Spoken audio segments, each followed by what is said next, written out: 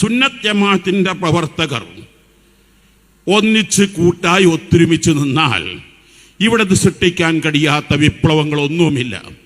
ഒരു പിതാവ് 10 മക്കളാണ്. 10 മക്കളുടെ കയ്യിലും 10 വടി കൊടുത്തു. 10 മക്കളോടും പറഞ്ഞു,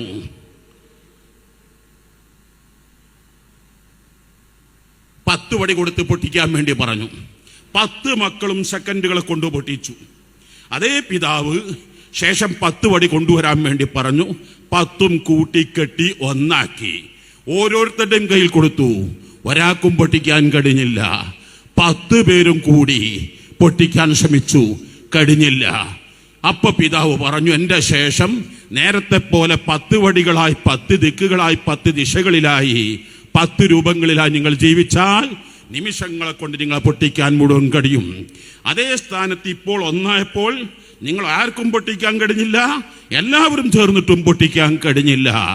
എന്ന പോലെ എൻ്റെ ശേഷം നിങ്ങൾ ഒന്നായി ജീവിക്കുകയാണെങ്കിൽ ഒരാൾക്കും നിങ്ങളെ തകർക്കാൻ കഴിയില്ല. 120 കൊല്ലത്തോളം ഔസ് ഖസ്റജ് ഘോര യുദ്ധങ്ങൾ, ആയിരക്കണക്കിന് വിധവകൾ, 10,000കണക്കിന് അനാഥകൾ, കൊടുമ്പട്ടിണി, പരമദാരിദ്ര്യം. അവിടെ ആദ്യത്തെ പ്രഖ്യാപനം, മദീനാരും പട്ടിണി കിടക്കാൻ പാടില്ല.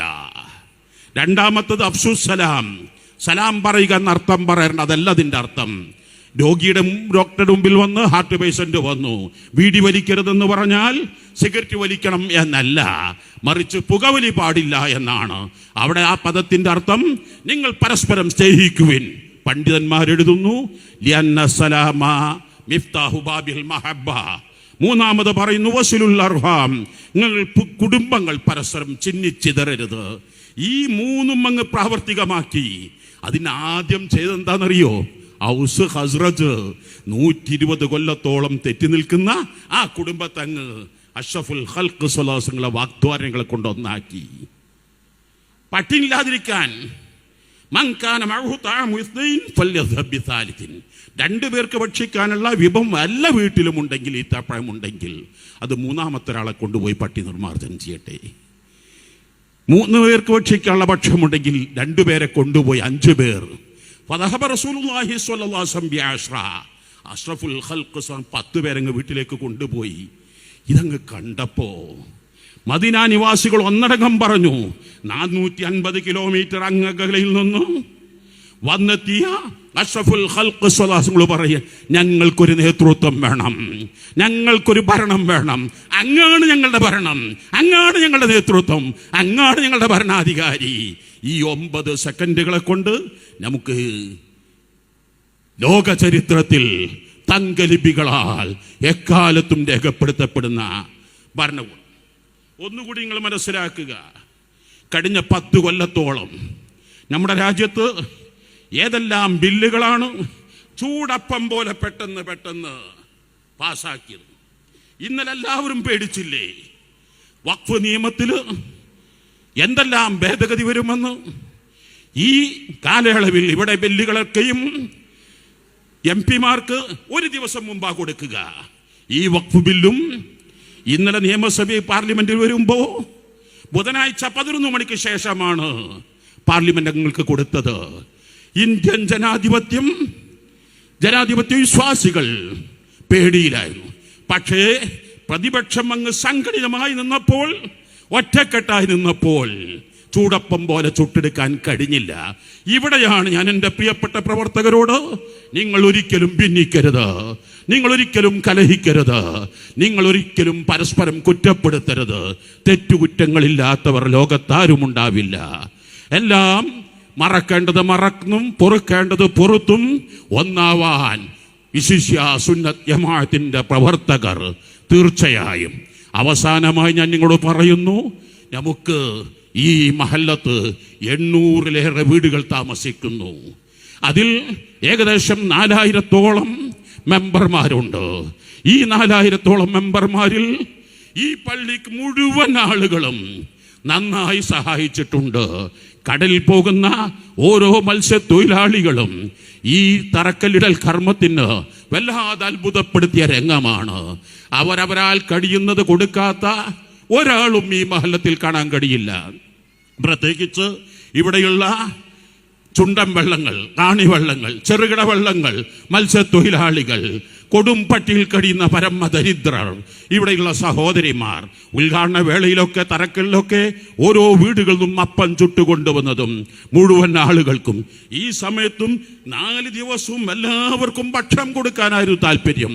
വയനാട് 500-ലേറെ വീടുകൾ തകർന്ന് 400-ലേറെ ആളുകൾ നഷ്ടപ്പെട്ട് 200 ചില്ലറായത്തുകളിൽ ആളുകളുടെ മയ്യത്തെ കിട്ടിയിട്ടുള്ളൂ.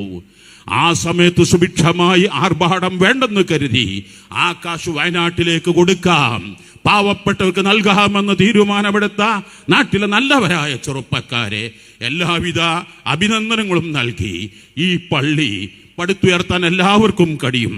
പക്ഷേ പടുത്തുയർത്തിയ പല പള്ളികളും ആദ്യത്തിൽ കുറെ ജനനിബിഡങ്ങളായിരിക്കും, പിന്നീട് കുറഞ്ഞു കുറഞ്ഞു വരുന്നത് കാരണങ്ങൾ ആ ഹൈജീനിക്ക്, ആ വൃത്തി, ആ പരിശുദ്ധത, ആ പവിത്രത പലപ്പോഴും കാണാറില്ല.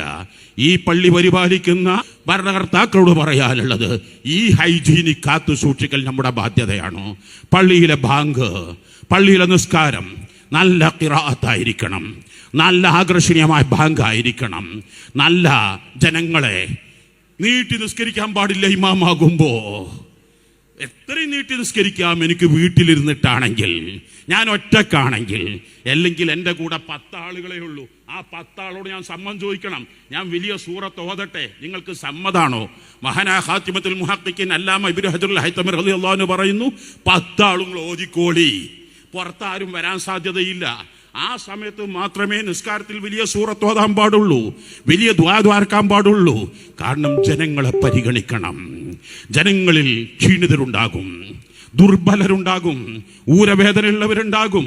അപ്പം വളരെ ചെറിയ രൂപത്തിൽ, പ്രത്യേകിച്ച് നാഷണൽ ഹൈവേയുടെ ഓരങ്ങളിൽ, അതുപോലെ തന്നെ മറ്റ് പലയിടങ്ങളിൽ, എയർപോർട്ടിന്റെ പരിസരത്ത് യാത്രക്കാർ വരുന്നിടത്തൊക്കെ ആണെങ്കിൽ വളരെ ചെറിയ ദുആകളായിരിക്കണം. എന്നാ റമളാനില് പ്രാർത്ഥനാ മജ്‌ലിസുകളിലോ വലിയ ദുആ ദ്വാരക്കണം. അഥവാ കിതാബ് പഠിപ്പിക്കുന്നത് ദിക്ർ മത്ലൂബാകുന്ന സ്ഥലത്ത്, ദുആ ലക്ഷ്യം വെച്ച് വരുന്ന സ്ഥലത്ത് അവിടെ നല്ല ദുആ വേണം ദുആ മത്ലൂബാകുമ്പോ. അതേ സ്ഥാനത്ത് റോഡ് സൈഡുകളിലെ പള്ളികളൊന്നും ഇപ്പൊ കടലില് മത്സ്യം കിട്ടാതെ കടൽ തൊഴിലാളികൾ എല്ലാവരും കൂടി ഒരു ആത്മീയ മജ്‌ലിസ് സംഘടിപ്പിച്ചിട്ടുണ്ട്. അവിടെ 1 മിനിറ്റ് കൊണ്ട് ദുആ ചെയ്ത് മതിയാക്കാൻ പാടില്ല. അവർക്ക് മനസ്സിന് സംതൃപ്തി വരുന്നത് വരെയും നന്നായി ദിക്ർ ചൊല്ലണം. അവർ ആഗ്രഹിച്ച അത്രയും ദുആ ചെയ്തു കൊടുക്കണം. നിങ്ങൾ എന്നെ ഒരു വീട്ടിലേക്ക് വിളിച്ചു, ആ വീട്ടുകാരന് സന്തോഷം വരുന്നവരെയും ദ്വാരന്ന് കൊടുക്കണം, അവരുടെ ആഗ്രഹം വരെയും നീണ്ടു കൊടുക്കണം. പക്ഷെ പൊതുയിടങ്ങളിൽ ദിക്റുകൾ, ദ്വാകൾ ചെറുതാക്കണം. മഹാനായ റഈസുൽ മുഹഖ്ഖിഖീൻ കണ്യത്ത് ഉസ്താദ് ഖദ്ദസല്ലാഹു സിർറുൽ അസീസ് പലപ്പോഴും പറയാറുള്ള വാക്കായിരുന്നു.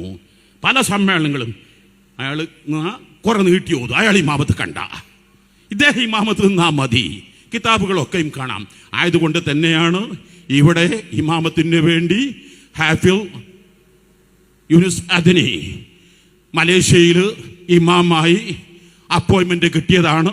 പക്ഷേ കുറച്ചു കാലം നമ്മുടെ പള്ളിയിൽ, അഥവാ പ്രവാസികളെ സംബന്ധിച്ചോളം ചോദിച്ചാലറിയാം, ആ പ്രവാസ ലോകത്ത് നല്ല ഖിറാഅത്ത് കേൾക്കുമ്പോൾ റമളാൻ തറാവീഹൊക്കെ പള്ളിയുടെ പുറത്ത് ധാരാളം ആളുകൾ വളരെ ആകർഷണീയമായി, അതെത്ര വെയിൽ കൊണ്ടാലും ചൂടെടുത്താലും ഖിറാഅത്ത്. അപ്പൊ ഈ പള്ളിയുടെ ഹൈജീനിക്ക് നിങ്ങൾ സൂക്ഷിക്കണം, വൃത്തി സൂക്ഷിക്കണം. പ്രത്യേകിച്ച് വാഷ്റൂം എന്നാണ് അതിന് മറ്റു പേര് പറയാൻ പാടില്ല എന്നാണ്. പണ്ട് കിതാബിലൊക്കെ കാണുക 500 കൊല്ലം ഖളാഉൽ ഹാജത്ത് എന്നാണ്. റെസ്റ്റ് റൂം അല്ലെങ്കിൽ വാഷ്റൂം, ആ പ്രാഥമിക ആവശ്യം നിർവഹിക്കുന്ന സ്ഥലം, അതെപ്പോഴും വൃത്തി വേണ്ടതാണ്, അതെപ്പോഴും വൃത്തിയോടെ സൂക്ഷിക്കേണ്ടതാണ്. ഐക്യം കാത്തു സൂക്ഷിക്കണം, എല്ലാവരും ഒത്തൊരുമിക്കണം എന്ന് മാത്രം പറഞ്ഞ് കൂടുതൽ സംസാരിക്കുന്നത് ശരിയല്ലെന്ന് മനസ്സിലാക്കി ബിസ്മില്ലാഹിർ റഹ്മാനിർ റഹീം എന്ന മഹൽ വാക്യത്തോടെ ഈ മഹത്തായ ഉദ്ഘാടന സമ്മേളനം ഉദ്ഘാടനം ചെയ്ത് പ്രഖ്യാപിച്ച്, അർഹമുർ റഹീമായ അല്ലാഹ്, ഈ നാട്ടിലെ പാവപ്പെട്ട കട്ടപ്പെട്ടവർ, ഈ ആരെല്ലാം ഇതിന് സഹായിച്ചോ അവർക്കെല്ലാം നീ ഖൈറു ബറക്കത്ത് നൽകണേ അല്ലാഹ്.